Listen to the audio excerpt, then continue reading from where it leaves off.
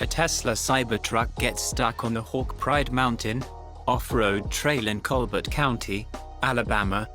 The EV was struggling to climb the steep hill, as the hill was pretty slippery and the tires were spinning out. The driver attempted the climb multiple times but was not able to gain any traction and ended up slipping down the hill. By the looks of it, the Cybertruck seems to be running on stock tires, and the owner seems to be foolish enough to even try to climb up the hill with those tires.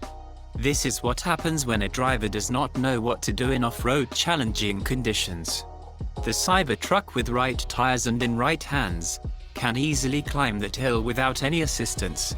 After the driver gave up, the truck was eventually pulled out by a couple off-road UTVs within seconds. What do you think? Can the Cybertruck climb up this hill? Let us know in comments section.